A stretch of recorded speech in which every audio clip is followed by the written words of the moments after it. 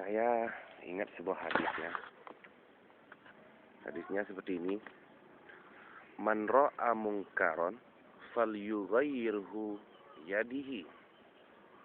Fa illam yastati' falyughayyirhu bilisanihi. Fa illam yastati' falyughayyirhu biqalbihi. Hadza al-afdal iman. Ya. Nah, seperti itu. Artinya, jika kamu melihat sebuah kerusuhan, sebuah kemungkaran, maka hendaklah rubah dengan tanganmu. Maksudnya seperti ini. Bukan kita memukul orang, itu tidak. Tapi rubahlah dengan tanganmu kemungkaran. Makanya di awal hadis bukan mungkar, bukan tangan. Artinya tangan Anda kah sudah bebaskah dari kemungkaran? Sudahkah tangan Anda cuci? Sudahkah Anda itu mengantisipasi kemungkaran tersendiri seperti itu? Artinya Anda sudah bebas enggak? Atau sudah terpelihara enggak dari tangan-tangan atau tangan Anda yang jahiliyah? Yang pertama. Yang kedua, lisan ini dengan lidah. Apakah kata Anda sudah terpelihara atau masih ada enggak mulut Anda itu mengeluarkan kata-kata yang tidak enak gitu kan? Nah itu. Ini yang ketiga, qalbi, apakah hati Anda itu masih ada ujub, takabur, sombong, dendam, iri hati, syirik, musyrik? Nah itu, masih adakah? Jadi falyughayyiru biyadihi bukan berarti kita melihat ada orang kemungkaran lalu kita berantas bersama-sama, kita lakukan tindakan kriminal, tidak. Hukum-hukum jalanan seperti apa? Seperti pengeroyokan massa, tidak. Nah mereka seperti itu kan ada alasannya sebetulnya. Jadi falyughayyiru biyadihi, jika dulu tangan kita itu bersih, pernah hendak kita melakukan itu sebelum mereka melakukan, gitu kan? Pikir ya, pakai otak, jangan pakai dongkol, jangan pakai dengkul. Saya teringat ya ketika kisah fenomenal ketika saya ditangkap oleh Islam yang janggutnya panjang, jemaah tabligh, karena katanya saya orang yang orang yang hebat gitu kan, agama. Jadi dia mengajak saya, dia menipu dan membohongi saya, sehingga waktu itu saya mau saja karena tidak pernah berbohong gitu kan. Akhirnya saya diajak, katanya mau ceramah tentang rohani di sana di Biaro gitu kan. Masjid sebelah kiri dari bawah dan sebelah kanan dari Bukit Tinggi Pekumbu. Lihatlah saya nanti bukti. Silakan tanya kepada orang. Dan di waktu itu saya diajak untuk ceramah, tapi setelahnya bulan Ramadan juga, 2 tahun yang lalu gitu. Tapi setelah saya setelah saya nyampe gitu, ternyata motor saya yang baru saya beli di motor saya Pulsar ya, bajai buatan India di Pikumu, saya ambil, disita oleh orang itu. Malam itu saya dicegat rame-rame, itu kan saya dimarahi. Akhirnya saking takutnya saya waktu itu karena bantuan belum datang, ya akhirnya saya menyerah diri kepada Allah. Saya mainkan politik itu lompat kodok itu kan. Artinya mempolitikkan mereka-mereka yang belum paham betul dengan agama itu.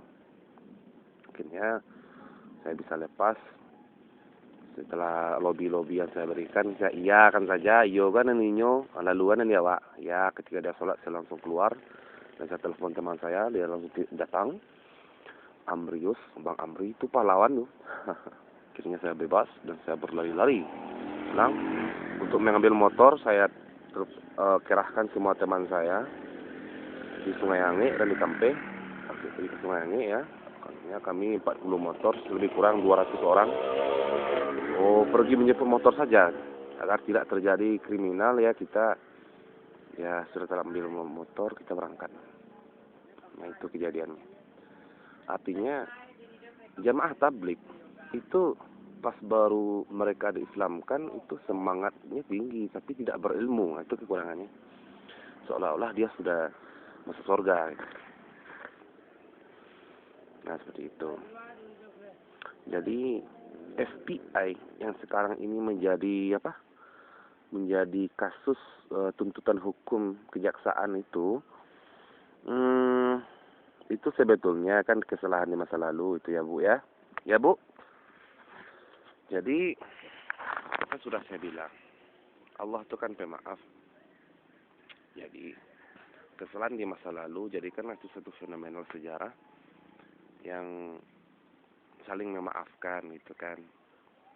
Ya kita bubarkan jati diri FBI yang lama, kemudian kita bentuk jati diri yang baru gitu. Ibaratkan nanti setelah Hari Raya Idul Fitri kita FBI-nya baru, programnya baru, programnya lebih mempopulerkan rasa silaturahmi dan kasih sayang gitu kan. Dan hukum pun juga seperti itu gitu. Hukum tidak selalu menuntut. Jangan dikerahkan air mata buayanya kalau hanya hukum digunakan untuk menuntut gitu kan. Artinya hukum yang diciptakan manusia itu tidak terlepas daripada Al-Quran dan Sunnah Rasul gitu. Sila pertama, ketuhanan yang Maha Esa sudah bersandar. Yang kedua, keadilan sosial. Yang pertama, ketuhanan yang Maha Esa sudah berkaitan dengan Allah. Yang kedua, kemanusiaan yang adil dan beradab. Adil dan beradab itu ada, itu akhlak. Pelajaran akhlakul banin. Ya kan? Kemudian adil juga. Allah itu Maha Adil gitu. Jadi semua hukum Indonesia itu tidak terlepas daripada hukum Allah itu sebetulnya. Gitu.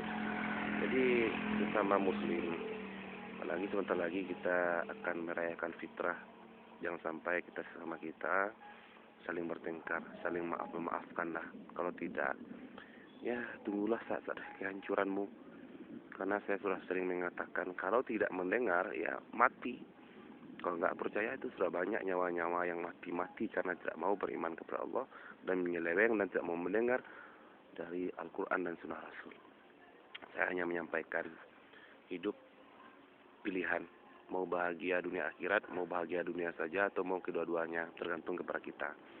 Kalau kita mencari-cari kesalahan orang lain, suatu saat nanti, ingatlah, kita akan mencari-cari orang pula mengenai kesalahan kita. Urus sajalah diri kita. Lu pusing-pusing dengan hukum ini lah. Sensor. Gitu ya. Tapi biarpun ya wakawasik gede-gede kacau gitu kan. Waka katipihosyo atau bau-bau itu kan enak. Kata-kata acipeng wacikawa cakawa. Nah, jadi hukum pemerintah itu adalah hukum Tuhan. Artinya setiap pasal yang ada di dalam hukum saya lihat dari 1 sampai mati, 1 sampai semuanya berasal dari hukum Al-Quran. Kalau tidak percaya, tanyakan pada peta. Seperti itu. Jadi hukum. Makanya saya sering membilang kita tuh harus rukun antar sesama beragama, sesama Muslim maksudnya. Dan hukum rukun dengan berbeda agama, Kristen, Katolik, kita rukun, kita sahabat, temanan gitu kan. Jangan membeda-bedakan karena dia ciptaan Tuhan gitu.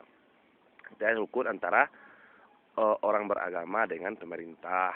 Ya, kita harus rukun dengan pemerintah. Ya hukum yang diciptakan pemerintah itu sebetulnya hukum Tuhan itu. Cuman saja hanya di modernisasikan dalam bentuk universal ranah internasional, itu saja perbedaannya. Sedangkan Amerika Serikat saya mengakui Al-Quran itu, apalagi kita yang orang Muslim sendiri, jangan hancurkan Muslim dan Muslim, tapi kita itu harus memperteguh Muslim dengan Muslim. Untung untukmu, untung untukku juga. Amaluni amalukum. Baca kau.